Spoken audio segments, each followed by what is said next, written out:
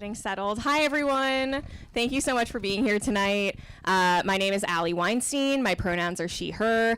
I have medium length brown hair and I'm wearing a green swirly type dress. I am one of the co-founders, executive producers, and this year our director of programming for the Hollywood Climate Summit. Yay. Thank you. And then when we are not in a strike, I am a TV writer, and I'm also a climate storytelling consultant with Good Energy, who, as you just heard from Anna Jane, is our amazing sponsor for tonight.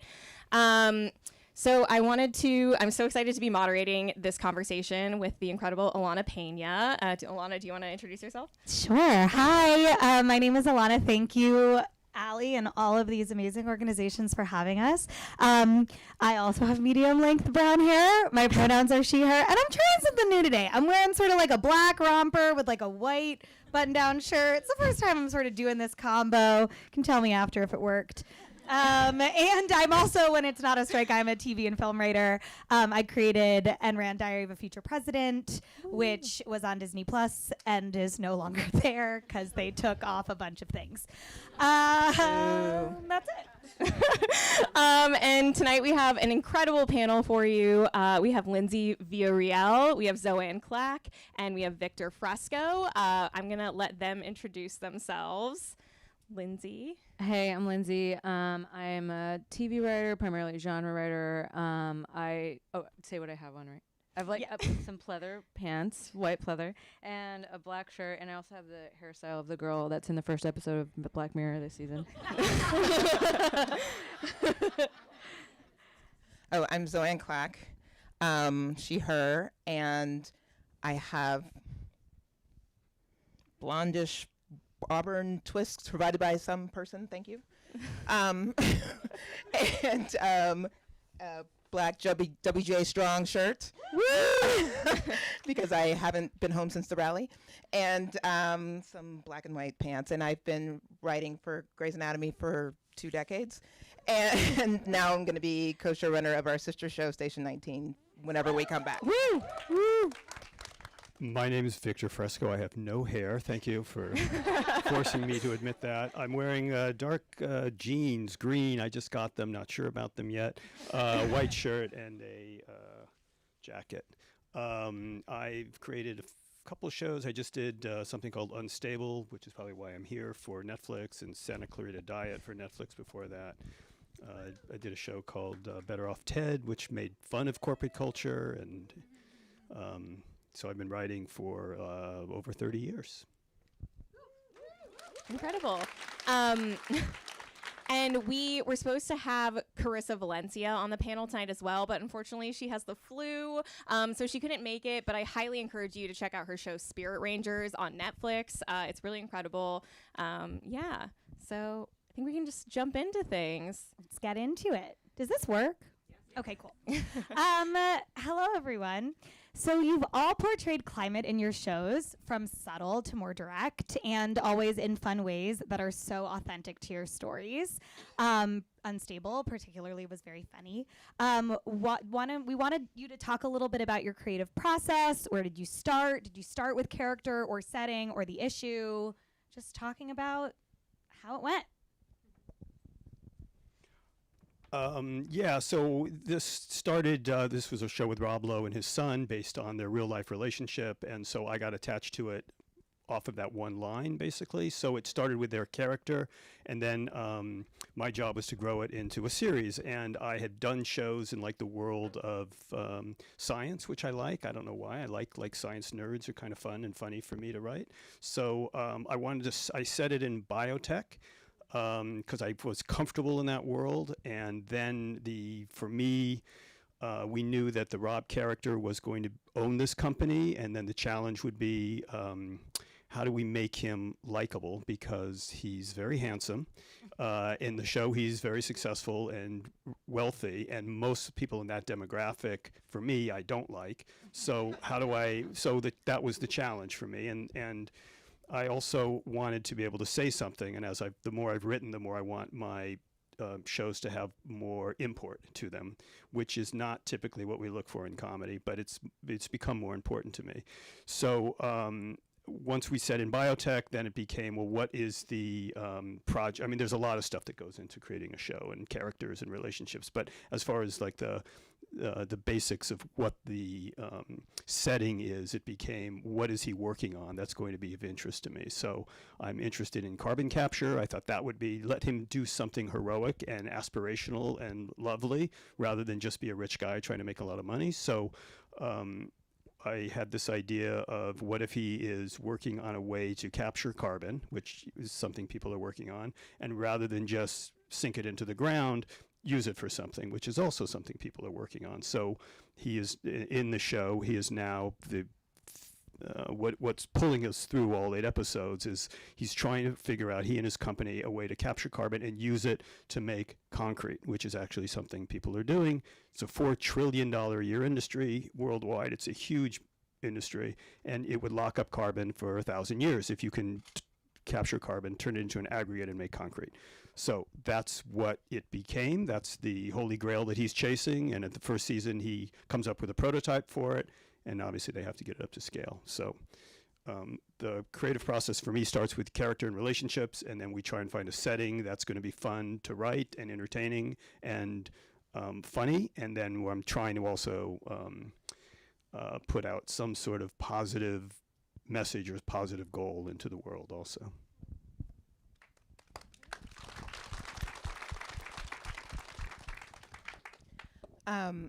Well, Grey's Anatomy and Station both start the same way, character first.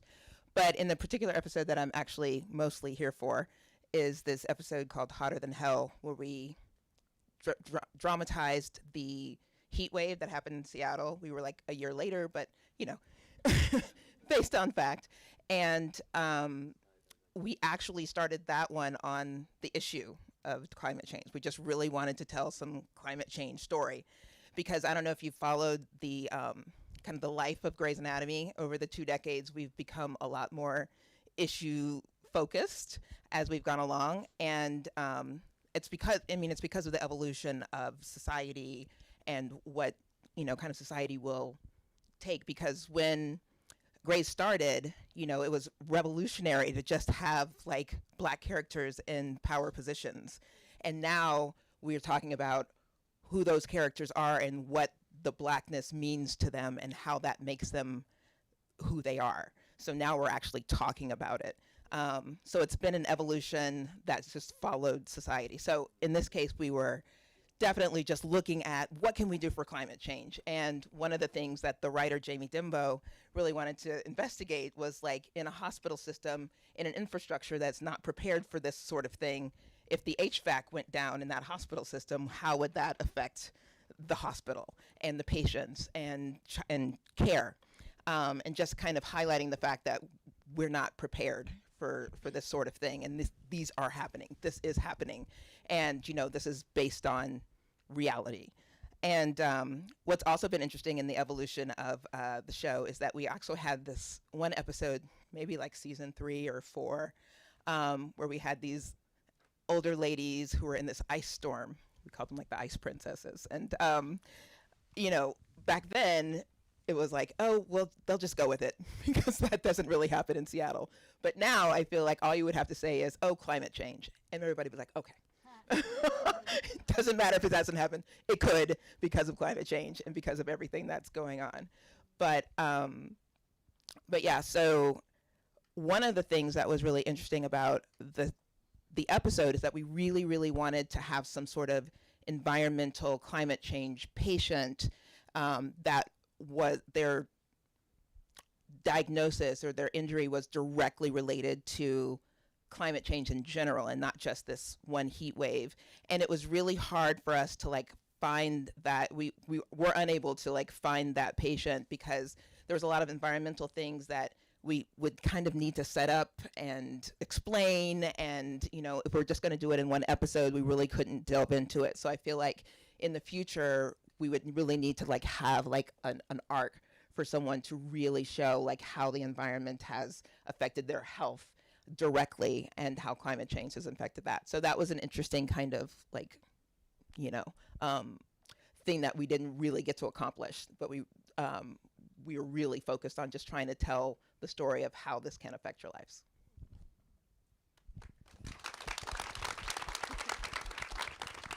I mean, I am not a showrunner, but I am available for hire after the strike's over, just so both of you know. I'm not a showrunner, but, you know, working in genre TV, a lot of science fiction, a lot of horror that I work in.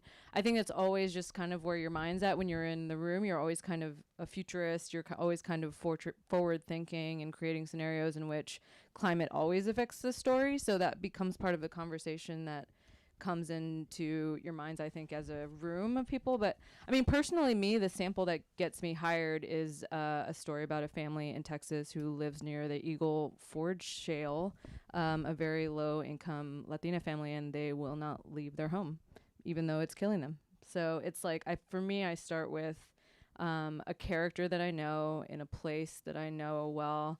And then I read an article called Big Oil, Bad Air. And it was just about a bunch of families who lived in and around the shale, which resonated for me because I had a lot of friends in high school. I grew up on the outskirts of San Antonio in Texas, and I had a lot of friends in high school whose fathers would drive hours, days, miles to the shale, come back, and just now these men are in their old age and they have major, major lung issues. And like, they did it because it paid so much money for their families. Like, and it's like, to me, all these issues just kind of like coalesce together in a political story and an intersectional story. Like, I start with the character that I know, and then I find a world for them, and then I start to do research. Like, I find an article, or, you know, I have a science fiction story about, you know, what if Mexico was never colonized. So I I started with a character, and then I did a lot of research into, you know, history in Mexico, and then also some science, as I have an astrophysicist as my lead character. So yeah, I would say it's like a little daunting, but I think that you can, you know, if you start with somebody, you know, you can build a world built around them that's very climate based or political based.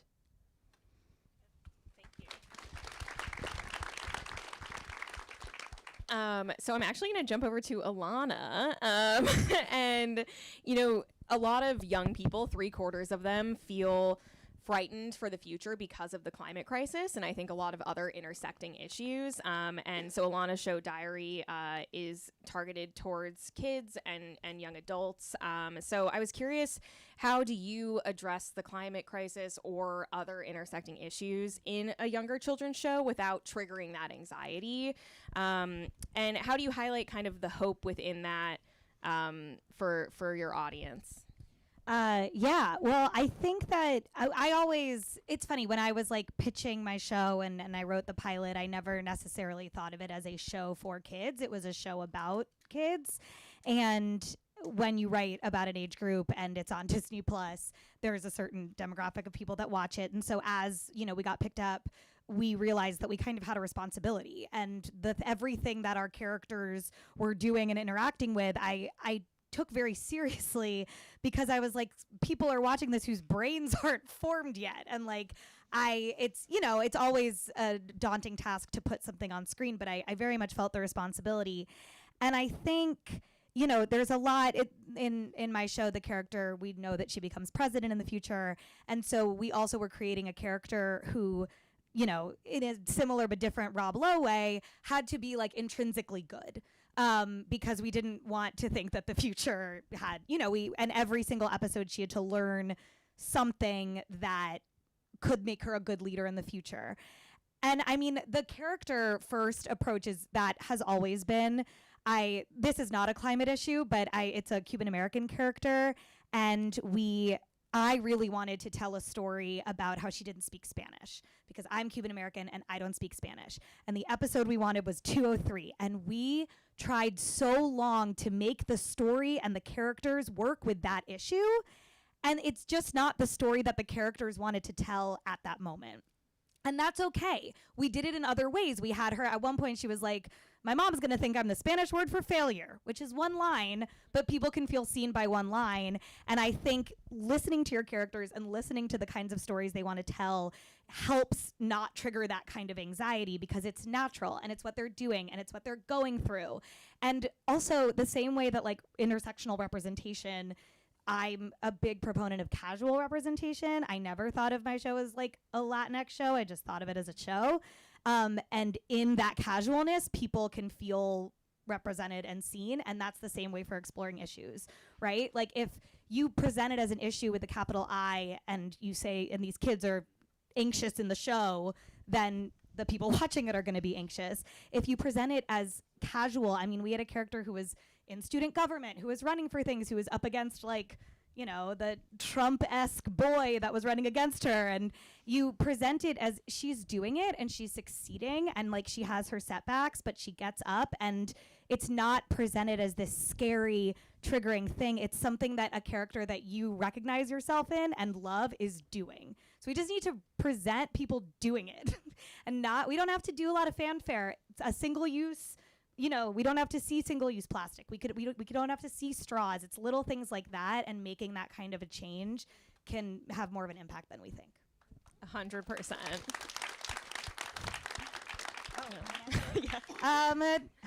Guys, I'm doing it all. Victor, so caring about climate, you actually mentioned, you know, climate nerds and all that. It's up until recently it can be the butt of a joke on screen, the cool kid picking on like the nerdy environmental character. So how do you tackle climate through comedy and character without falling into these tropes? I don't like to punch down, so I feel like I wouldn't have jokes at the expense of characters that are concerned about the environment or concerned about humanity. So I would punch up, which is more making fun of corporate culture, which I think is totally fair game and awesome in comedy. It was tricky here because the protagonist runs the company, so I couldn't really make fun of that. So I find comedy in characters, and then you want to come up with obviously funny situations, but it's never been an issue for me of like, how do I avoid making fun of people that I agree with, because I just don't do that in my life, and I wouldn't do that on my television shows. So and there's infinite possibilities in comedy of things that you can mine for humor, and so you just be responsible. I mean, comedy's changed a lot in 30 years also, and it's gotten, you know, smaller, I think, in what is safe to mine now, and rightfully so, right? We're aware of things that we weren't aware of 30 years ago.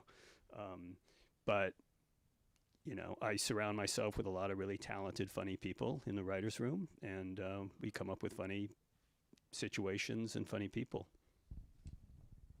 Cool. Thank you. Yeah, and kind of to the opposite, Lindsey, you do a lot of genre work. And so how do you kind of balance, especially more apocalyptic narratives, with the funny elements, the hope, instead of kind of only conjuring despair in those moments? It's a hard question for me because I love dark stuff. So it's like, there was an article like I was kind of circling around a while ago that some friends and I were passing around. It's called like apocalyptic grief, like radical joy. It's like in these scenarios in which the world is falling away, like how do your characters find joy and still being humans through these bad moments and bad processes, which I think in some ways we are all living through in this like very skewed, divisive political world that we live in right now. It's hard to have conversations. I was talking to Ilana about this earlier. Like it's hard to have a different opinion than somebody today in a world where you have to have a lot of opinions because you have to come together with a lot of alternative solutions to things, right? So it's like I think that the joy for me is in the conversation, and I know that some people that's like not a joyful thing, like just spinning around different solutions, but I think that we don't have any other choice, especially in a world in which we're going to have to start having daily conversations about the climate crisis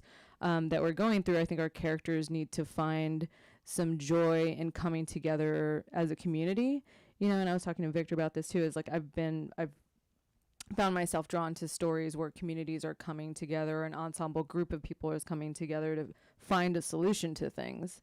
You know, I would rather write that than a character who's siloed and unable to have a conversation other than with themselves. Like, it's like, you know, where it's kind of like they're talking into a vortex where you're not getting any response back. You want to have a conversation with your characters in your show in which your audience can start asking themselves questions, right? I don't know how you guys feel about that.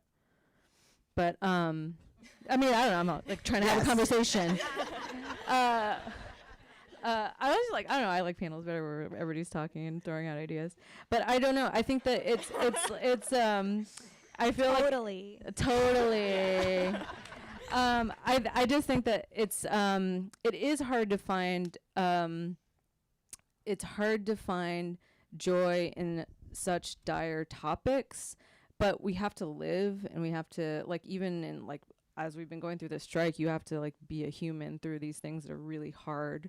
So yeah, I think that while I enjoy telling the very out there sci-fi horror stories, like, I find that sometimes people are maybe their most humane selves in the worst case scenario. You know, when you're put through the ringer, you find your most, you know, authentic humanity sometimes. That's amazing. Yeah, that's so real. Did you have something? Yes, that's great. Thank you, my friend. I mean, Zoanne, I feel like you go through a similar process on Grays. It's a lot of very dark content. And do you approach it in a similar way in the writer's room of finding that balance? And is that kind of what you did in that climate episode you were describing earlier? Well, yeah, I mean, our goal for Grays is to always have a laugh and a cry. So we want to bring your way down and then lift your way up in the same episode. Like you were mentioning, like, you can use different things like not using solo cups and that sort of thing. And we had an episode where the interns were having a party, and two of our attendings were having, like, hash it out for their marriage kind of thing. So it was kind of the up and the down. But during the intern party, it was very important to us to not just have a bunch of, like, plastic single-use solo cups. So if you look really closely, it's never mentioned. It's not part of the narrative in any way, but they're all using, like, mason jars for their drinks, and there's a lot of mason jars. Like, I went and looked at it again, and I was like, somebody's going to be cleaning up for a while. But and put it in the dishwasher once a day instead of, like, okay, anyway. I just learned that at the aquarium the other day with water conservation. But yeah, so it's like she said, it's not all about, like, issues. It's about modeling, and we have these characters that people love, that people have lived with in their living rooms for 20 years, that people have become doctors because of, and they will follow, Hollywood Health and Society, who's here, and I love, is always talking about one of their favorite things about Grey's Anatomy was that one of our characters, instead of, like, grabbing a bag of chips, grabbed an apple, and, that's going to make somebody else think before they grab that bag of chips. It's like, oh, Alex grabbed an apple and he's cool. So, it's really about modeling the behaviors and representation. And, I love that saying, like, you can't be what you can't see. So I think that we've been able to model behaviors and change a lot of culture in that way, and really kind of proud of that. Yeah, thank you.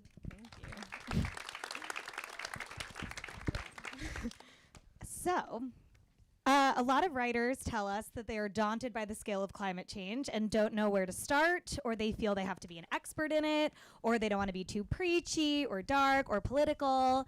And beyond writers, a lot of studios and execs push back for fear of the same thing.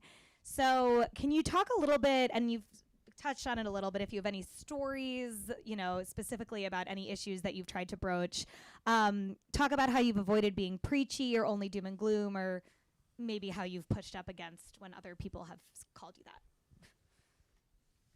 Yeah, I mean, I think all of us, our priority is to entertain, at least in half hour. We want to entertain, so we never will get preachy. I think there's probably a knee-jerk fear about it, which might stop some writers from trying to talk about it because they're worried they'll come across as preachy. But, it's a challenge, and I think that's all we do all day is we look at challenges and try and figure them out. So that's just a challenge of how do you tell a story that doesn't feel preachy.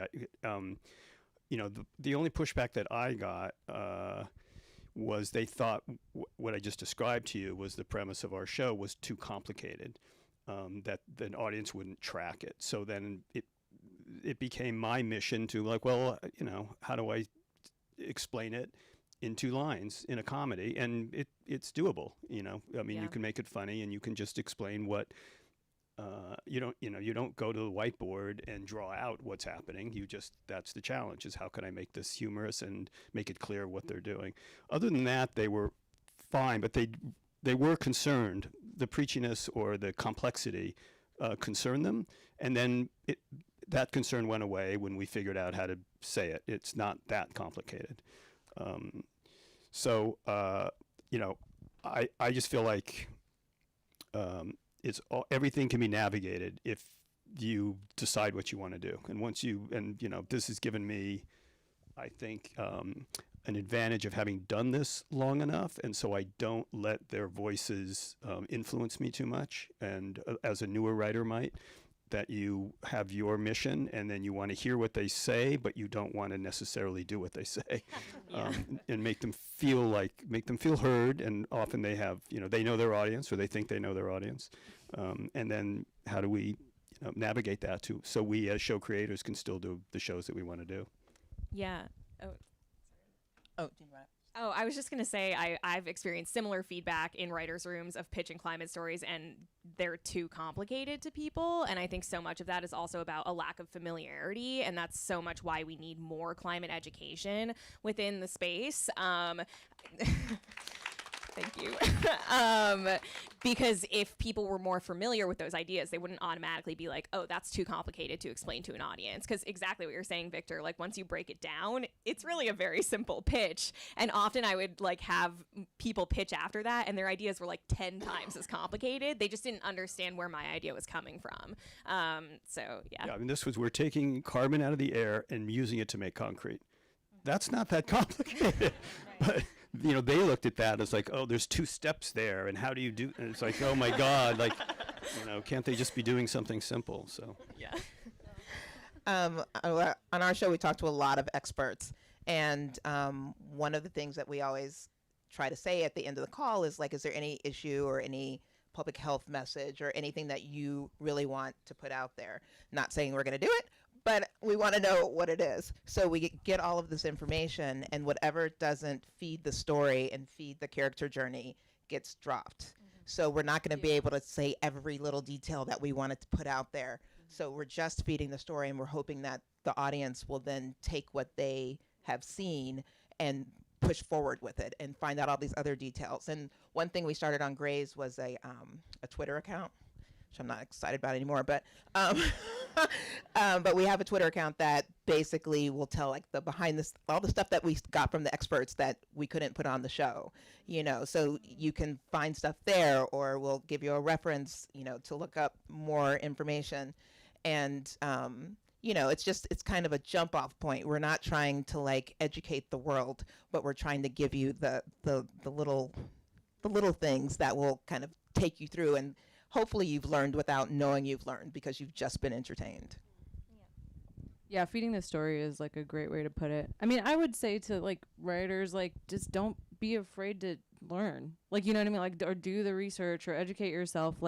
There's a big conversation in sci-fi writing right now of a protopia versus a utopia, in the sense that if a utopia is the ideal version of society, which we can never reach, and it's only a utopia because we're so far from it, then what is the conversation now? And that's probably a protopia, in the sense that it's prolonged, progressive, you're able to explore with communities and in getting to that never reachable utopia.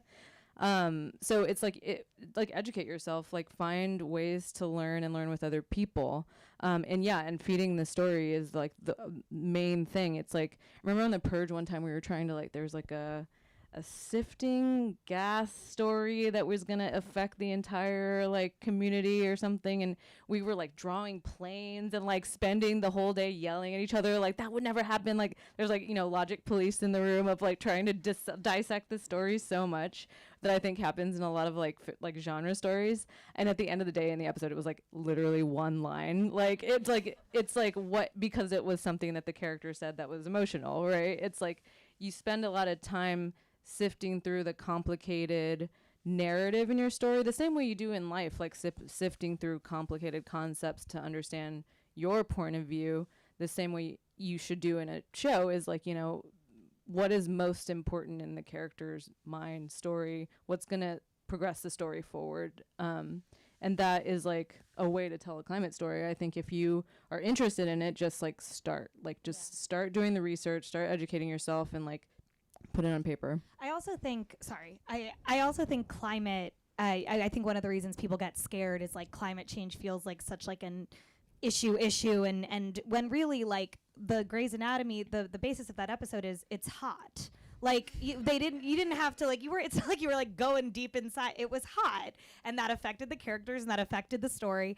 And I think it's about trusting your audience. And I also think climate stories, you know, if you are daunted by that, there are so many stories that are indirectly related to climate. Stories about taking down corporations, stories about, if you're in middle school, like taking down the bully. Like there are so many things that don't necessarily have to do with the climate, like exactly and precisely. But if somebody sees that, it's like, oh, maybe I can stand up to that. Or maybe I can, when I am in this fight, I can be inspired by that. Just telling stories that are, you know, about good people succeeding and bad people not, you know, being challenged. I think it all feeds into the same good cause. Yeah, I think preachy is not a bad word. Like I want to be preached to if I'm learning something that I'm interested in, right? And if you want to teach your audience about something that you know, then I think you can start from a place that explains but entertains. Mm-hmm. And also on that same note, like social justice stories are a lot of climate change, environmental stories, because it's all about the the inequality and inequities and then that sort of things. And that is all kind of related and intersectional and all of that. So a lot of the stories that we're telling are not directly related, but right. When you think neighbors. Climate, you think politics, you think intersectionality, you think queer stories. Like all of these things are part of the climate that you live in, right? And if you're creating a community of people who can all talk to each other, then they can solve bigger issues like climate policy, you know? No, and see, it's the you can't be what you can't see, but seeing Black and brown and, you know, underrepresented folks in positions. I mean, we had a young teenage Black girl who was really into coding, and like that's something hopefully that inspires these kids and they get into that and they use that for good. It's just presenting a world, and it doesn't have to be a utopia. It just has to be, you know, what the world could be, which is really, it doesn't have to be that far off. Yeah, and speaking of dystopia, our whole season 17 was about COVID. And, you know, it was really about like the intersectionality and how it was affecting the people of color and their communities more than the other. And it was all, you know, wrapped into story and wrapped into COVID. So, yeah, we had a whole dystopic season. We had a dystopic couple years. Yeah. I think we have to wrap up, but if we could really rapid fire go down the line, and any advice you have to writers who are trying to pitch these stories in rooms or to executives, etc., of how they should kind of enter that conversation, or any little advice you have. And Lindsey, I'd love to start with you because I'm also not a showrunner yet, and I think it's often harder to be that lower level person in the room and throwing those ideas out there. So I was curious if you had any thoughts on that. I just think especially when you're in a room, like you have to listen. Like I see a lot of younger writers come in with like and I did this, like they have their pitch written out in their book and they're going to say that pitch and no matter what happens, but they're not listening to the conversation. So then the conversation's somewhere else. I think it's like that's part of like the conversation of like climate in general, is like listening to who's around you. And if like you have something to add, make it part of the story, right? It's sometimes I see people pitching big conceptual things and my question to them is always like, but how do we make that in the story? Like, what's the scene? Like, what's the character doing? How are they acting? Like, how is the scene starting from, like, turning on itself, ABC? You know, like, actionize your big concept into what's happening in the moment and listen to everybody around you. Yeah, when you asked the question, you basically said everything I was going to say, but I was going to say, read the room. Yeah, totally, totally. Basically, you know, like if your room is, you know, amenable to like issue-based kind of thing, you can say, I have a climate change story. If you know that they're going to really shy away from that, you're like, I have this story about this character. It's the same story. Also, just really knowing your material so that you can boil it down to something that's, you know, not complicated, and really just putting it into character and putting it into story, and where is this going to get us in the long run, and really just, you know, pitch it like you're gonna like revolutionize the world for this character. All your pitches should be like that. Yeah, I'm curious how many writers are here. Are all of you writers? Are you? So if you're entry-level writer, for me, I feel like what you're saying, Lindsey, is you really want to be there to listen.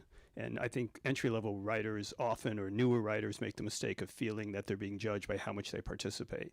And so they participate way too much in ratio to what is useful. So, and they're not expected to save the day. They're expected to be there to learn, and maybe they're going to, at least in a half hour, maybe they're going to come up with a couple of funny things or something useful. But so listening is very important. And the other thing I would say for, well, you're talking about reading the room, but I would say hide the ball. Like, you wouldn't come in and say, I want to do a show about climate change, because that's not what we're doing here. What we're doing is we're doing a show about relationships and funny situations. And so you can pitch.